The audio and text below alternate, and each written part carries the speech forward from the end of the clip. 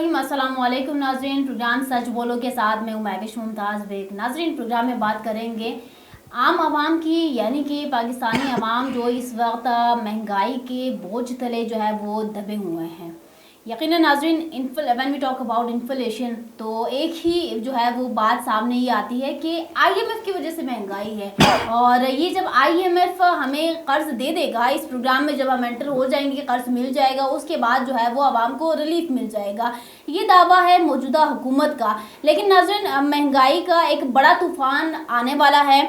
अगर हम देखें कि बिजली की कीमतों में मज़ीद इजाफा होने जा रहा है, 2 रुपये दोबारा से जो है वो इजाफे के लिए नेपरा में जो है वो दायर दरख्वास्त कर दी गई है और 60 से 70 रुपये की फ़ी यूनिट बिजली मिलना। इस वक्त गैस पेट्रोलियम की मसनूआत में इजाफा करना, पेट्रोल इस वक्त जो है वो 300 तक पहुँच चुका है, गैस की कीमतों में इजाफा हो रहा है।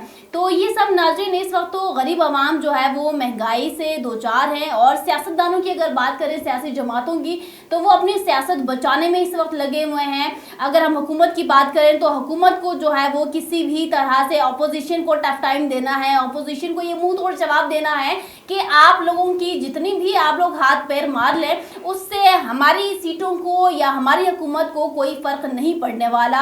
और दूसरी जानिब हम अपोजिशन के भी जो है ये मंसूबे इस वक्त देख इस तरह से रहे हैं कि वो हर हालत में कोशिश कर रहे हैं कि हुकूमत को बता सकें कि अब आप लोगों की सीट्स मुश्किल में है, इक़्तिदार से आप लोग उतरने जा रहे हैं। तहरीक-ए-इंसाफ के बानी इमरान खान की जो है वो वापसी मुमकिन होने जा रही है, या यूँ कह लें कि एक दफ़ा फिर तहरीक-ए-इंसाफ वापस आ रही है। लेकिन नाज़रीन, इन्हीं तमाम मामलात में हम आज प्रोग्राम में बात करेंगे कि मौजूदा जो मुल्की सियासी सिनेरियो है, सियासी हालात क्या हैं, ये क्या होने चाहिए थे। और जो आईएमएफ के हवाले से बार बार ये इंडिकेटर्स दिए जाते हैं कि आईएमएफ का जब हमें कर्ज मिलेगा तो फिर आवाम को रिलीफ मिलेगा, जबकि इसके बरक्स हम देखें कि जब जब आईएमएफ का कर्ज हमें मिलता है, आवाम पर महंगाई का एक बड़ा बोझ लाद दिया जाता है। मेरे साथ इस वक्त मेहमान मौजूद हैं, मोहम्मद ज़मीर असदी साहब, सीनियर जर्नलिस्ट हैं, एनालिस्ट हैं, इस वक्त स्टूडियो में हमारे साथ मौजूद है। अस्सलाम वालेकुम ज़मीर साहब, वेलकम टू द प्रोग्राम। जी वालेकुम अस्सलाम। साथ ही हमारे साथ मौजूद हैं मंसूर कुरैशी साहब, सीनियर एनालिस्ट हैं, जर्नलिस्ट हैं, हमारे साथ लाइन पर मौजूद हैं। अस्सलाम वालेकुम मंसूर साहब। अच्छा, आज स्टार्ट विद ज़मीर साहब। ज़मीर साहब बताइएगा, अगर तो मैं बोल लूँ कि महंगाई में कोई कमी है जो है वो आपको आसार नज़र आ रहे हैं या नहीं, और हुकूमत क्या वाकई संजीदा है कि आवाम को रिलीफ देना है? सबसे पहले बहुत शुक्रिया जी कि इस अहम मौजू पर गुफ्तगू करने का आज आपने मौका दिया, इनवाइट किया। देखें, ये जो महंगाई है या जो हमारे ये सियासी मामलात हैं, अगर हम गुज़िश्ता सिर्फ 15 से 20 साल की तारीख़ उठा के देख लें, हमारी हर आने वाली नई हुकूमत ने ये दावा किया है, बल्कि अपनी इलेक्शन कैंपेन्स इनकी आप उठा कर देख लें, इलेक्शंस हुए अभी कितना अरसा हुआ, कि सब ने ये दावा किया कि जब हमें इक़्तिदार सौंपा जाएगा, जब हमें इक़्तिदार मिलेगा, जब ये ज़िम्मेदारी हमारे पास आएगी, तो हम जो है वो दूध की नहरें बहा देंगे, शायद शहद की नहरें यहाँ पे बह जाएंगी, महंगाई कंट्रोल हो जाएगी, बिजली का जो मसला है वो हल हो जाएगा, और गैस का मसला हल हो जाएगा, साफ़ पानी का जो पीने का मसला है पानी का वो हल हो जाएगा। लेकिन हमें जब भी कोई नई हुकूमत जब फिर जिम्मेदारियां संभालती है, जब इक़्तिदार संभालती है, और फिर जो आए दिन हम देखते हैं कि उसके बाद जो इनके मामलात हैं वो फिर अच्छा जो है वो अच्छाई की तरफ नहीं बल्कि लोगों पर, आवाम पर मज़ीद बर्डन डालने की तरफ जाते हैं। अब आपने मुस्लिम लीग नून की जो मौजूदा हुकूमत है, अब हम इन्हें नई हुकूमत नहीं कह सकते। वो क्यों नहीं कह सकते? क्योंकि इसमें वो लोग मौजूद हैं जो गुज़िश्ता 25 से 30 साल के दौरान किसी न किसी तरीके से हुकूमतों में मौजूद रहे हैं। आज आप देख लें कौन से नाम है। साहब, इसको मुस्लिम लीग नून की हुकूमत भी नहीं कह सकते, इत्तेहादी हुकूमत। बिल्कुल, डेफिनेटली। तो ये जो इत्तेहादी हुकूमत है, इसमें क्या हम इनको ये कह सकते हैं कि ये पहली दफ़ा गवर्नमेंट में आए हैं और क्या इनको नहीं मालूम कि आवाम के बुनियादी मसाइल क्या हैं? आवाम महंगाई में रिलीफ चाहती है, आवाम बिजली के बिलों में रिलीफ चाहती है, आवाम गैस के बिलों में रिलीफ चाहती है, आवाम को पीने का साफ़ पानी चाहिए, आवाम को जो है रोज़गार चाहिए, आवाम को अफराते ज़र के जो मसाइल हैं उन पर कंट्रोल चाहिए। तो क्या ये अगर 25 से 30 साल के सियासत जो हमने गुज़िश्ता देखी है, उस सियासत के दौरान जो ये सियासतदान उभर के सामने आए और फिर ये किसी न किसी तरीके से हर वक्त सियासत में ये मौजूद रहे, हुकूमतों में ये किसी न किसी तरीके से मौजूद रहे, और आज भी अगर हम देखते हैं मामलात अगर कंट्रोल नहीं हो रहे, तो मेरा ख्याल है जी कि जो आपने जो क्वेश्चन किया कि महंगाई में कमी होती हुई आपको नज़र आ रही है, मेरा तो ये ख्याल है जैसे IMF का प्लान का भी आपने जिक्र किया, और हर IMF का जो प्लान आता है। अच्छा, एक और बात मैं आपको बता दूं कि IMF की जो मैनेजिंग डायरेक्टर हैं, उनकी आपने एक स्टेटमेंट देखी होगी, वो वीडियो भी बड़ी वायरल हुई पाकिस्तान में। उन्होंने ये कहा बड़े दुखी दिल के साथ कि हमने जब भी गवर्नमेंट के साथ, हुकूमत पाकिस्तान के साथ मुज़ाकरात किए हैं किसी भी bail out, financial bail out package के लिए, तो हमने इनको कहा है कि जी do not tax the poor. आप अपने एलीट तबका जो है, अपना जो अमीर तबका है उस पर टैक्स लगाएं।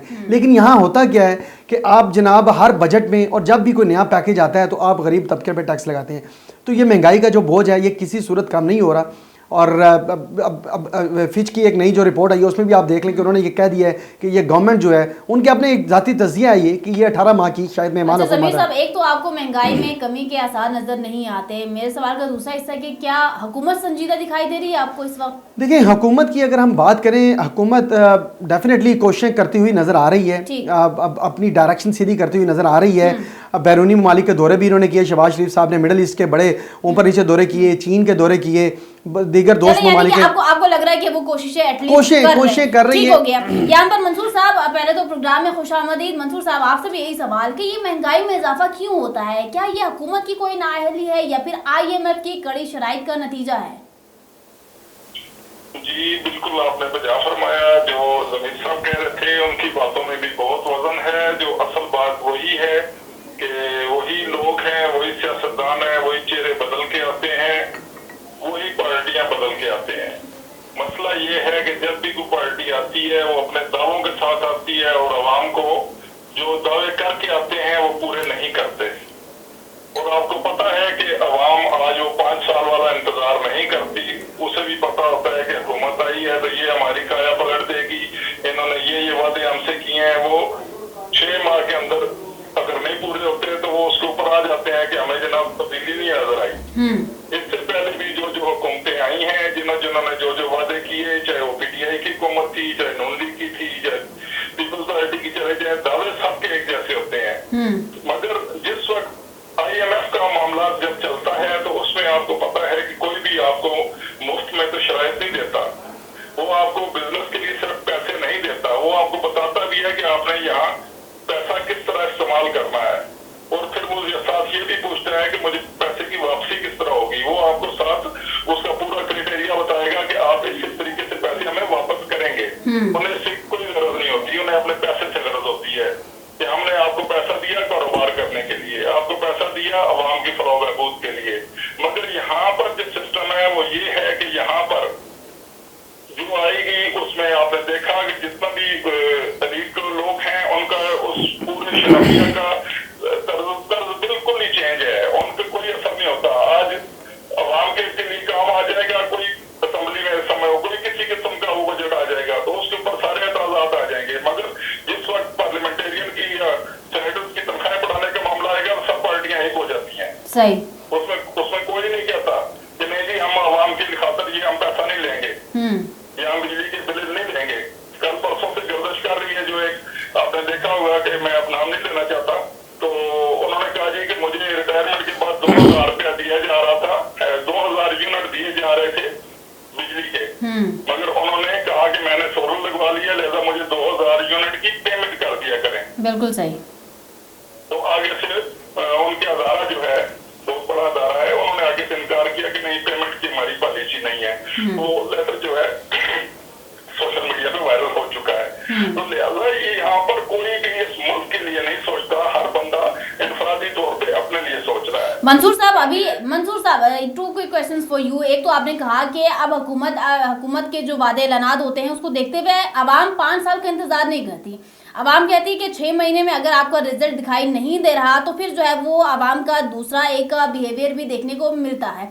एक तो ये फरमाइएगा कि अभी हुकूमत के जो इक़दामात या उनकी जो है इस वक्त परफॉर्मेंस चल रही है, आवाम कब बाहर निकलेगी या आवाम का शोर शराबा कब तक देखने को मिलेगा? साथ ही ये भी फरमाइएगा कि जो अभी आप बात कर रहे थे कि ये सारे लोग आवाम के साथ मुखलिस नहीं है, मुल्क के साथ मुखलिस नहीं है, लेकिन अब ये वक्त की ज़रूरत है कि पाकिस्तान के लिए इनको खड़ा होना पड़ेगा, अदरवाइज आपका मुल्क ख़त्म हो जाएगा। आप लोग स्टैंड कर रहे हो IMF के भरोसे पर, IMF के आसरे पर।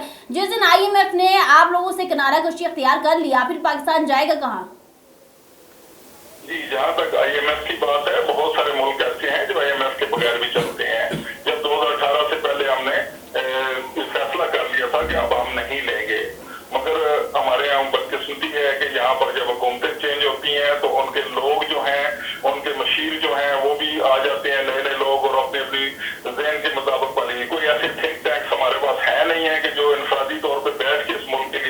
एक वज़ीर खजाना या एक मशीर खजाना या एक जो पॉलिसी मेकर होता है वो वज़ीर आज़म को एक किस्म का किडनैप कर लेता है ज़हनी तौर पे भी, और उसको इस बात पे ले आता है कि आप ये पॉलिसी इख्तियार करें।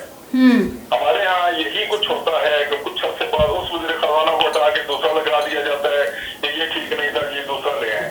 सही। और इस मुल्क के साथ इतना कुछ हो चुका है, अवाम इतना कुछ देख चुकी है कि अब वो किसी पे एतबार करने को तैयार नहीं है।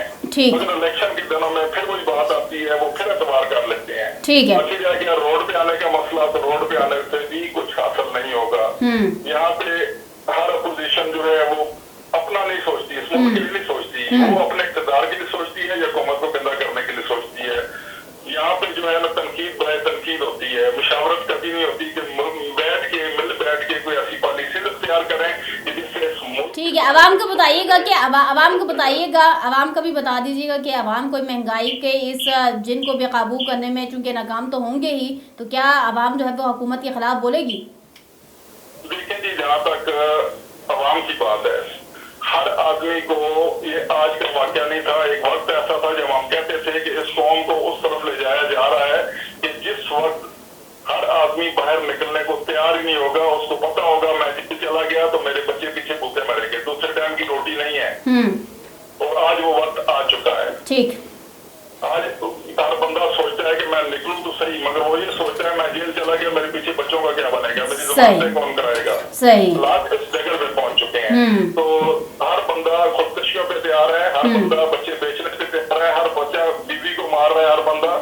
अच्छा ज़मीर साहब, अब सियासी जमातों के ऊपर ज़रा एक नज़र डाल लेते हैं। मुस्लिम लीग नून यानी कि उनके कायद नवाज शरीफ साहब ने कल ही कहा, न्यूज़ आपने भी सुनी होगी, उन्होंने कहा कि 2017 तक हम IMF को खैराबाद कह चुके थे, उसके बाद IMF कौन लेकर आया, IMF के पास कौन गया, तो इसके जिम्मेदार मुस्लिम लीग नून नहीं है। आप समझते हैं उनकी इस बात को एग्री करते हैं? देखिए, बात तो वो ठीक कह रहे हैं कि देखें 2017 से पहले जो है IMF को अगर खैराबाद कह दिया गया, आपका पहला भी जो क्वेश्चन था ये उसी का जवाब है कि हम IMF के बगैर चल सकते हैं।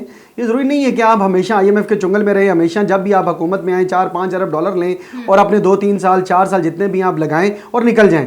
उन 4-5 अरब डॉलर का हिसाब कौन देगा? यानी कि अभी IMF के पास अगर हम लोग हैं और हमारा मुल्क एक तरह से कह रहे हैं गिरवी अगर पड़ा हुआ है, ठीक है ना, हमारे सारे ख्वाब, हमारे सारे जितने भी एक उम्मीदें थी वो IMF के पास गिरवी इस वक्त पड़ा हुआ है, तो उसके जिम्मेदार जो है वो तहरीक इंसाफ है। नहीं, मैं ये नहीं कह रहा कि तहरीक इंसाफ ही अलहदा इसकी एक जिम्मेदार है, ये पूरा आपका एक सिस्टम है। आप देखें इस दफा जो ज़मीर साहब सिस्टम है, हमारी हिस्ट्री है, तारीख रही है, लेकिन अब 2017-18 की बात करें ना, आज की बात करें, 2024 की बात करें, देखें आप इत्तेफाक कर रहे हैं नवाज शरीफ साहब के स्टेटमेंट से, वो कह रहे हैं कि भाई हमने खैराबाद कह दिया IMF को, दैट मींस के उन्होंने तो दोबारा वो IMF के पास नहीं गए और ना ही मुझको इस नहज पे पहुंचाए कि IMF की जरूरत पड़े। उसके बाद हुकूमत किसकी आई? PTI की आई। देखिए बात ये है, देखिए बात ये महविश बात ये है कि इमरान खान साहब ने अपनी इलेक्शन कैंपेन का सबसे बड़ा उनका नारा ये था कि मैं IMF के पास जाना पसंद नहीं करूँगा, अगर मुझे IMF के पास जाना पड़ा तो मैं खुदकुशी कर लूँगा। लेकिन फिर क्या हुआ कि जब वो इक़्तिदार में आए, आपका बिल्कुल ठीक है, वैलिड क्वेश्चन है आपका कि वो फिर दोबारा IMF के पास गए, असद उमर साहब उस ज़माने में, और डिले कर दिया उन्होंने थोड़ा सा, उसका बहुत ज़्यादा फिर मौशी फॉल आउट हुआ हम पर, पाकिस्तान पर बड़े मसाइल बढ़े। और इमरान खान साहब की गवर्नमेंट में आपका क्वेश्चन बिल्कुल बजा है कि हमें दोबारा IMF के पास जाना पड़ा। और ये डेफिनेटली वो जिम्मेदार हैं, बिल्कुल आप ठीक कह रही हैं, वो दोबारा गए। लेकिन बात ये है कि मेरा पूरा जो पॉइंट है वो ये है कि हमारे ये 75-76 साल के जो मुआशी मसाइल हैं, ये हम किसी सिर्फ एक गवर्नमेंट को, मैंने जैसे पहले कहा कि ये जितनी भी इत्तेहादी हुकूमत इस वक्त मौजूद है, जितने भी सियासतदान इस वक्त मौजूद हैं किसी न किसी शक्ल में, अब ये इनमें कुछ ऐसे भी लोग हैं जो अभी पिछले 5 सालों में PTI गवर्नमेंट का हिस्सा रहे, अब वो दोबारा से इस इत्तेहादी हुकूमत का हिस्सा बन गए। ये किसी न किसी तरीके से IMF के पास जाने की वजह ज़रूर है, ये किसी न किसी तरीके से हमारे मुआशी मसाइल की वजह ज़रूर है। ये इनकी मुआशी मसाइल की हमारी जो बर्थ है ये सारी इन्हीं सियासतदानों के नाम है। और जब तक ये इनोवेटिव थिंकिंग ना लेके आए, अभी आपको पता है ये जो बजट पेश किया गया 8,500 अरब रुपए का खसारा है, इसमें 30 खरब रुपए के नए टैक्स आवाम पर लगाए गए। आप कह रहे थे महंगाई कैसे कम होगी जब 33 ट्रिलियन के 30 खरब रुपए के नए टैक्स आप आवाम पर लगाएंगे। इस कैसे आपका आटे की कीमत या बिजली की या गैस की कीमतें कैसे कम होंगी? ये बिल्कुल कम नहीं होने वाली। आवाम को क्या कर रहे हैं, आवाम को अपने इन हालात जो है ना वो कैसे बेहतर बनाने के, अपने आमदन के ज़राए बेहतर बनाने। मेरा तो हमेशा, हम अपने सर्कल्स में बैठते हैं तो यही बात करते हैं, मुख्तलिफ TV चैनल्स में लिखते भी हैं, कॉलम्स तो यही कहते हैं, लोगों को बताते हैं कि भाई लोगों को एजुकेट करें, अपने लोगों की एजुकेशन पर फोकस करें, अपने आमदन के ज़राए बढ़ाएं ताकि आप इन हालात का मुकाबला करें। अगर आप सियासतदानों की तरफ देखते रहे, गवर्नमेंट्स की तरफ देखते रहे, ये आपके लिए कुछ नहीं करने वाले। फिर अब खुदा ना खास्ता ये जैसे हम देखते हैं, जब मंसूर साहब भी कह रहे थे खुदकुशियों के मामलात हैं यहाँ पर, लोग बेचारे अभी मुख्तलिफ़ किस्म की खबरें आ रही हैं, लोग कहते हैं कि जी खुदा ना खास्ता अगर खुदकुशी हराम ना होती तो वो खुदकुशी कर लेते, जो आजकल बिजली के बिलों के मामला बने हुए हैं। ज़मीर साहब, अभी चूंकि आपने बात कर ली तो मंसूर साहब से भी मेरा ये सियासी जमातों के और स्पेशली जो मुस्लिम लीग नून है, ये इत्तेहादी गवर्नमेंट है और अपोजिशन यानी कि तहरीक इंसाफ के हवाले से सवाल ये रहेगा। मंसूर साहब फरमाइएगा, इस वक्त मौजूदा हुकूमत जो है वो आपको कहीं ना कहीं अवाम के साथ सनसेर या वो भी अपनी कुछ मजबूरियाँ गिनवा रहे हैं और वो बता रहे हैं कि हमने काम करना है और हम हालात बेहतर करेंगे, बट हमें टाइम चाहिए। जी नविश, बात इस तरह है कि हुकूमत जो भी होती है वो कांटों की सेज होती है, ये हकीकत है। मगर मसला ये होता है कि जब आपको ये वो तीनों पार्टियां हैं जो कि दो पार्टियां तो पुरानी हैं, इनको तो सारा पता है कि हुकूमत कैसे की जाती थी और किसमें क्या क्या प्रॉब्लम है और क्या क्या मामला आता है। पीटीआई की हुकूमत आई तो उनको ये नहीं पता था कि इसमें आके क्या क्या मुसीबतें झेलनी पड़ेगी और फिर हमें पीटीआई के पास, उसके पास IMF के पास जाके तो वर्ल्ड कप भी जीत के लाना पड़ेगा। तो वो सारे बातें, सारे मामला अब दोहराने का फायदा इसलिए कोई नहीं कि अब इस पार्टी को चाहिए कि बज़ाहिर तो ये आप इत्तेहादी जमात में कैसे हैं, सारी हुकूमत कैसे हैं, मगर उनसे अगर आप इंफरादी तौर पर बात करें तो नॉन लीग कहती है ये हमारे इत्तेहादी हैं, पीपल्स पार्टी से पूछें तो वो कहते हैं नहीं जी हम तो इनके साथ नहीं है, हमने तो कोई वजारतें नहीं ली।